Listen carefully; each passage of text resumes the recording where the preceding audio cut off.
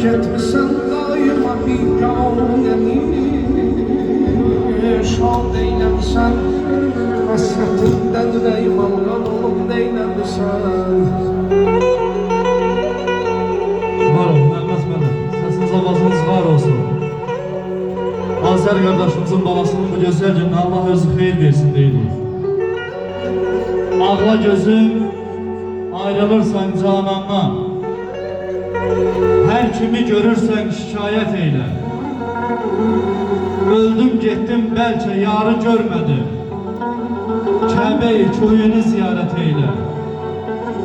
Sen benim cananım, ruh-i revanım, lebleri şirinim, gönse dahanım.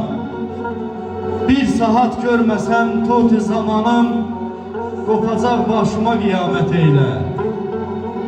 Vaqif bir şeydadır, dolanır bağı, xəstədir, dermanı dildar dodağı, o alma yanağı billur buxağı. Allah özün bədnəzərdən sen uzaq eyle, ağla gözüm.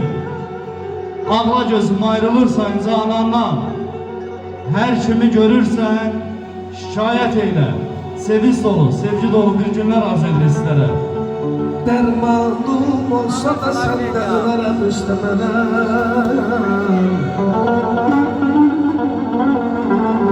Dermanım olsa da senden verem istemeden Ay sen de her derdime derman olup neylemişsen Baba biz insanlık insanıyla insanlık edək